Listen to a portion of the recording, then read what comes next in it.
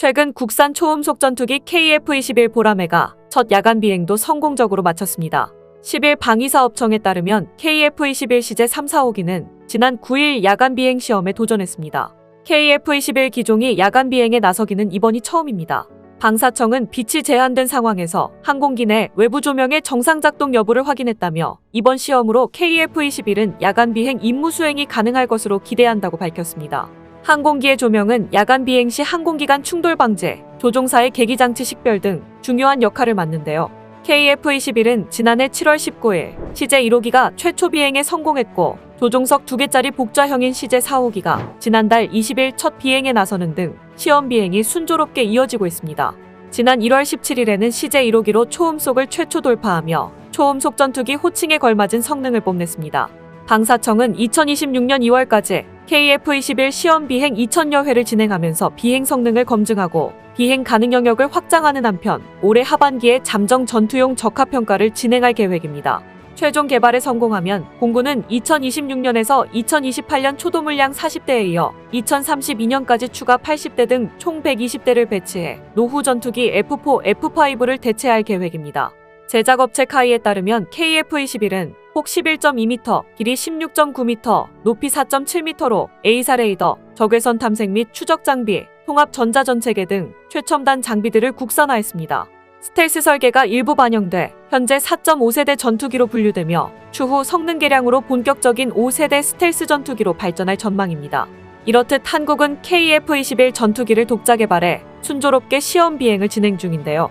그런데 몇 년 뒤에는 KF-21이 수출 주력이 될 예정이지만 현재는 FA-50이 한국 전투기의 우수성을 세계에 널리 알리고 있습니다. 최근 카이는 말레이시아의 FA-50 18대 수출 성공하며 1조 2천억 원 규모의 잭팟을 터뜨렸습니다. 지난해 폴란드에 48대를 수출한 지 5개월 만입니다. 말레이시아에 수출할 FA-50은 공중 급유 기능과 무장 확장 성능을 개량한 버전으로 2026년 초도 물량이 납품될 예정입니다. 말레이시아는 동일 기종으로 18대를 추가 도입하는 2차 사업까지 계획하고 있어 물량은 최대 38대까지 늘어날 전망입니다. 카이가 동남아시아 국가와 수출 계약을 체결한 것은 인도네시아, 필리핀, 태국에 이어 이번이 4번째입니다. 계약 규모로는 동남아 국가 중 최대인데요. 말레이시아 2차 수출까지 성공할 경우 카이가 전 세계에 수출하는 국산 항공기는 240대에 이를 전망입니다. 사실 말레이시아는 중국 때문에 FA-50을 구매 결정을 내리게 되었습니다. 중국이 남중국해 영유권을 둘러싸고 계속해서 억지를 부리자 동남아시아 국가들은 모두 힘을 합쳐 반중국 전선을 확장시키고 있는데요. 중국은 남중국해 영유권을 주장하는 필리핀, 베트남, 인도네시아를 포함한 동남아 5개국과 모두 척을 찌게 됐습니다. 이들 동남아 국가 중 3개 국가가 현재 FA-50을 모두 사용하게 된 것인데요. 특히 말레이시아는 필리핀이 FA-50을 잘 활용한 사례를 유심히 지켜보다가 이번에 마음을 먹은 것입니다. 실제로 FA-50은 필리핀 마라위 전투에서 그 위력을 증명하기도 했었습니다. 마라위 전투는 2017년 필리핀의 이슬람 극단주의 분파가 필리핀 남부 민다나오섬 마라위시를 점령해 필리핀군과 반군 사이에 벌어진 전투였습니다. 마라위 전투가 일어난 2017년 5월 무렵은 필리핀 공군 제7 전술 전투기 불독 비행대대에 FA-50PH 12대가 모두 배치된 상황이었습니다. 필리핀 공군은 앞서 같은 해 1월 26일 FA-50PH 2대를 앞세워 민다나오 섬에 위치한 테러리스트의 근거지에 야간 공습을 실시해 성과를 거둔 바 있었습니다. FA-50 경공격기의 첫 실전 투입이었습니다. FA-50PH는 마라위 전투가 격화한 그해 6월부터 지상군을 본격 지원하기 시작했습니다. 당시 MK-82 폭탄을 장착한 FA-50PH는 도심 속의 요새화한 테러리스트의 거점을 정확하게 폭격했습니다. 그 결과 마라위 전투에서 테러리스트들의 활동이 위축됐고 필리핀군은 지상전에서 우위를 점하며 전장을 주도할 수 있었습니다. 당시 마라위 전투를 지휘하던 필리핀 지상군 사령관은 FA-50PH를 전장의 게임 체인저라고 치켜세웠다고 전해지고 있습니다. 반군 진압 주력 공격기로 활용되고 있는 FA-50PH는 그동안 약 300회의 출격을 달성했습니다. 그런데 필리핀의 게임 체인저 역할을 했던 FA-50이 최근 세계 최강 전투기로 꼽히는 미국 공군의 5세대 스텔스 전투기 F-22 랩터와 만나 화제가 되고 있습니다. 지난 17일 미국 인도태평양 사령부는 세계 최강 전투기로 꼽히는 미국 공군의 5세대 스텔스 전투기 F-22 랩터가 지난 14일 미 본토에서 필리핀 클라크 공군기지로 이동해 필리핀 공군과 연합 공중훈련을 벌인 사실을 전격 공개했습니다. F-22를 포함한 미 공군 5세대 전투기가 필리핀 상공에서 필리핀 공군과 연합훈련을 벌인 것은 이번이 처음입니다. 그런데 특히 필리핀 공군은 한국에서 수입한 필리핀 경공격기 FA-50PH 2대가 클라크 기지 상공에서 랩터와 호흡을 맞추는 연합작전 훈련을 펼쳤다고 밝혔습니다. 인태사령부는 미국 알래스카주 엘멘도르프 리처드슨 합동기지에서 출격한 제525 전투비행단 소속 F-22A 랩터가 일본 오키나와현 가데나 공군기지의 제909 공중급유 비행단 소속 KC-135 공중급유기의 급유 지원을 받은 뒤 지난 14일 필리핀 클라크 공군기지로 이동해 필리핀 공군 제5 전투비행단과 통합훈련을 실시했다고 밝혔습니다. F-22 조종사 칼 슈레더 대위는 F-22를 비롯한 5세대 스텔스 전투기가 필리핀 기지에 착륙해 연합작전을 수행한 것은 이번이 처음이라고 밝혔습니다. F-22의 클라크 기지 공중훈련은 미 공군이 신속 배치 훈련에 초점을 맞췄으며 최소한의 항공팀 지원으로 이뤄졌습니다. 첫날 F-22 KC-135 FA-50PH 다목적 전투기 조종사 교류 및 성능 파악에 이어 다음 날에는 F-22와 FA-50PH 2대의 공중비행 훈련이 실시됐습니다.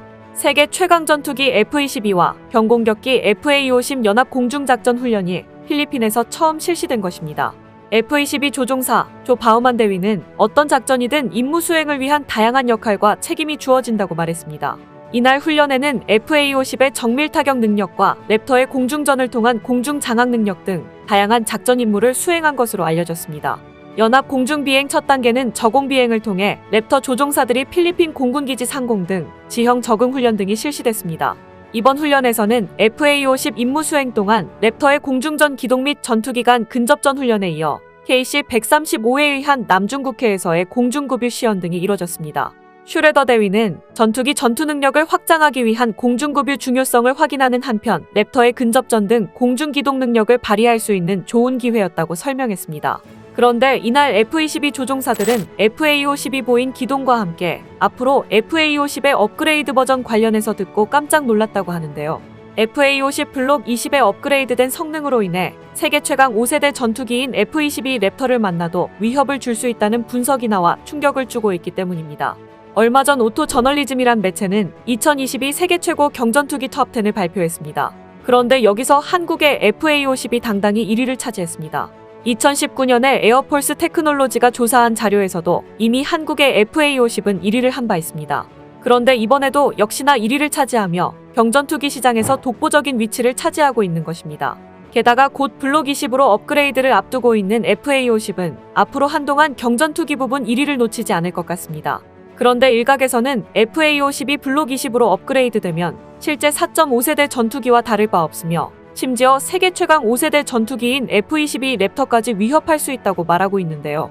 물론 경전투기 자체에 한계가 있어 실제적으로는 어려울 수 있으나 이 정도로 언급되기까지 하는 것을 보면 이제는 다른 경전투기들과 비교하는 것이 아니고 그 다음 세대 전투기들과 경쟁해야 되지 않나 싶습니다.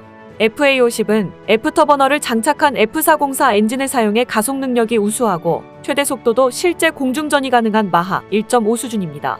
그래서 필요시에 제한적이나마 긴급 요격과 공중전에 투입하려 한다면 경전투기인 FA-50으로 그 이상의 효과를 볼 수 있다는 것인데요.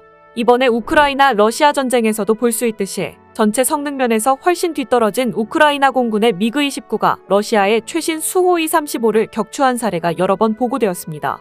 우크라이나 공군의 미그-29는 야전 활주로에 분산 배치된 상태에서 러시아 전투기가 나타나면 긴급 이륙해 순간적으로 공대공 미사일을 발사하고 도망치는 히트앤런 전술을 통해 수많은 러시아 최신 전투기를 격추한 바 있습니다. 다시 말해 공중전이란 전투기 스펙에 맞게 그 결과가 나오는 정정당당한 대결이 아니라는 것입니다. 즉, 그 용도에 맞게 이륙 준비 시간이 길고 복잡한 비싼 전투기들도 필요하지만 단순하고 분산 배치가 가능한 가성비 좋은 전투기도 전력면에서 큰 도움이 될 수 있다는 뜻입니다. 우리가 폴란드에 수출할 FA-50PL, 즉 FA-50 블록 20의 경우 AIM-9X 사이드와인더와 연동된 JHMCS 헬멧을 갖추고 있어 공중전에서 갑작스럽게 전투가 이뤄진다면 설사 F-22 랩터를 만난다 하더라도 FA-50이 충분히 교전할 수 있다는 것입니다. 그리고 무엇보다 폴란드 공군의 주력 공대공 무장인 AIM-120, 암남 운용 능력을 갖추어 중거리 공중 전면에서는 F-16과 큰 차이가 없게 된 상황입니다. 이와 같이 FA-50은 현재 경전투기 분야에서 세대를 뛰어넘는 탈클래스를 보여주면서 실제 전투에서도 효과적으로 사용될 수 있다는 분석까지 나오고 있는 것입니다. 그래서 최근 필리핀 공군은 중국과의 영토 분쟁으로 추가 전투기가 필요한 상황이라고 밝히며 올해 내로 FA-50 업그레이드 버전 도입을 검토 중이라고 밝혔습니다. 최소 12대 구매 계약을 체결한다는 계획을 밝혔습니다. 말레이시아가 본인들보다 많은 FA-50을 구매하자 다시 한번 빠르게 움직이는 것으로 보입니다. 앞으로 FA-50의 무한한 발전을 계속해서 응원하겠습니다. 오늘 준비한 소식은 여기까지입니다. 댓글을 통한 여러분들의 많은 의견 기다리겠습니다. 시청해주셔서 감사합니다.